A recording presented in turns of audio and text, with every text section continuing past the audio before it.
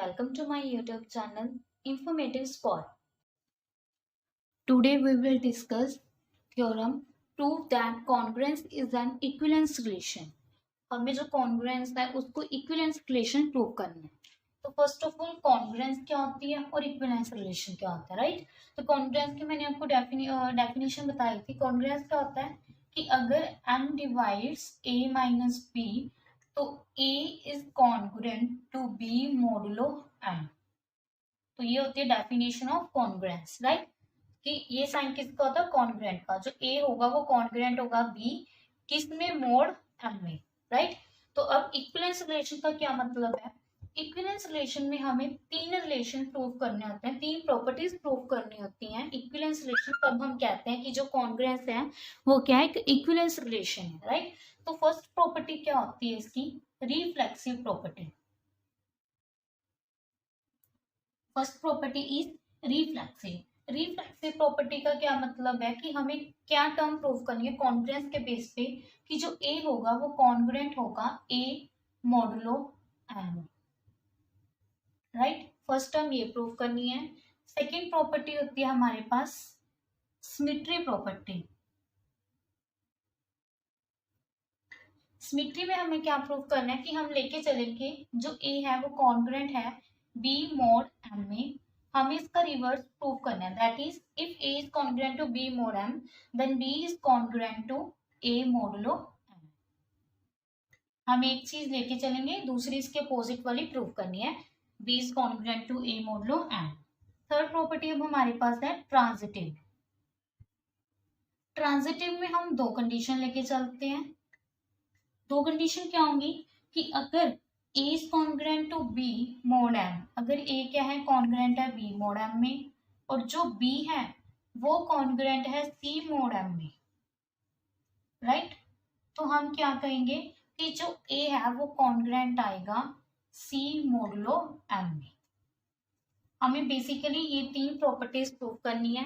अगर ये तीनों प्रॉपर्टीज सेटिस्फाई होगी कॉन्ग्रुएंस में, राइट, तो हम कहेंगे कि जो कॉन्ग्रुएंस है वो क्या है, एक इक्विवेलेंस रिलेशन है. आइए सबसे पहले हम प्रूव करते हैं रिफ्लेक्सिव प्रॉपर्टी.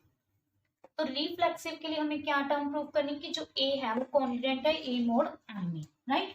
तो क्या मैं इस टर्म को ऐसे लिख सकती हूँ कि जो a माइनस a है वो क्या होगा हमारे पास, जीरो, राइट.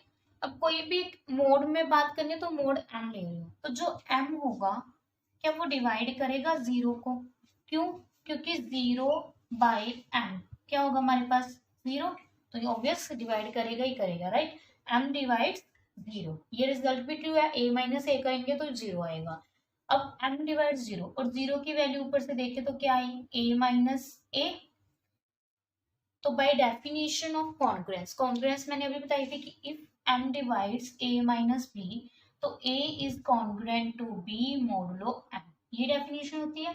तो इसके अकॉर्डिंग मैं कैसे लिखूंगी, a का यही a is congruent to a modulo m, right. तो ये तो प्रूव करना था मेरे रिफ्लेक्सिव प्रॉपर्टी में कि जो a होगा वो कॉन्ग्रुएंट आएगा a modulo m, right.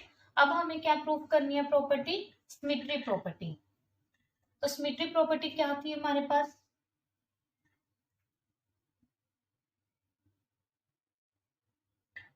Symmetry में हम लेके चलते हैं कि जो a है वो कॉन्ग्रुएंट है b मोडुलो m में, राइट. ये हम लेके चलते हैं. हमें क्या प्रूव करना है कि जो b होगा वो कॉन्ग्रुएंट आएगा a मोडुलो m में. अगर a is congruent to b modulo m that means यहाँ से मैं बाय डेफिनेशन ऑफ कॉन्ग्रुएंस यहाँ से क्या लिख सकती हूँ, जो m होगा वो डिवाइड करेगा a माइनस ऑफ b को, राइट.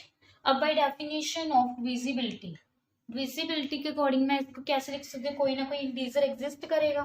जैसे मैंने विजिबिलिटी में बताया था कि if a divides b then b को मैं कैसे लिख सकती हूँ, a इंटू सम कॉन्स्टेंट के, राइट. सिमिलरली यहाँ पे मैं कोई भी इंटीजर सपोज कर रही हूँ, दैट इज z भी सपोज कर सकती हूँ, आप k भी सपोज कर सकते हो, कोई भी, राइट. a माइनस b वो किसके इक्वल आएगा, m, ये वाला. जैसे यहाँ पे a है into some constant suppose k, और जो k है वो किसको बिलोंग कर रहा है, इंटीजर को, राइट.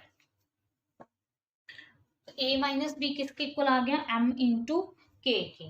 दैट इम्प्लाइज, इसमें से अगर मैं माइनस कर दूं दैट इज बी माइनस ए कर दूं, यहाँ पे नेगेटिव से मल्टीप्लाई कर दिया, यहाँ पे भी नेगेटिव से मल्टीप्लाई दिया। नेगेटिव कैसे कर रही हूँ ma'am, m into minus of k, ऐसे करके लिख रही हूँ।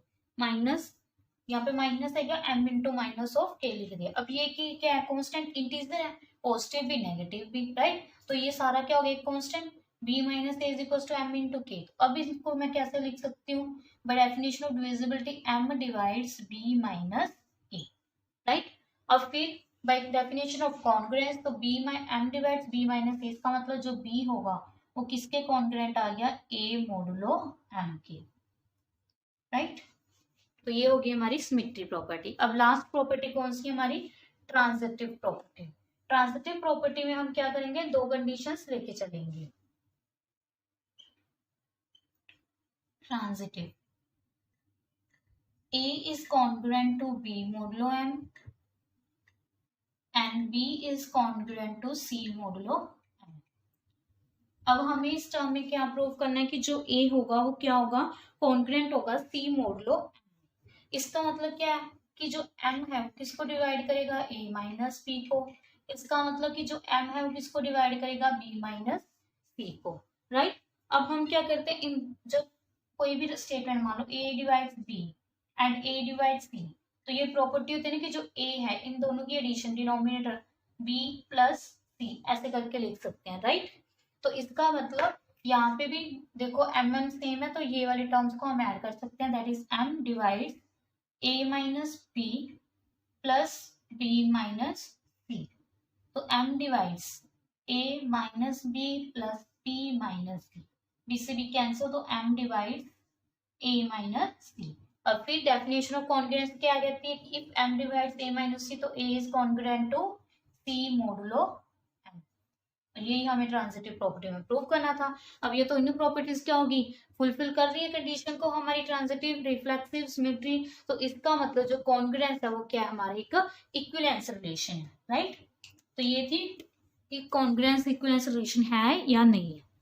अगर कोई भी डाउट हो गाइस तो आप पूछ सकते हैं। Thank you guys. अगर आपको मेरी वीडियो अच्छी लगी हो तो प्लीज प्लीज उसे लाइक, शेयर एंड कमेंट करना ना भूलें। Thank you. Informative spot.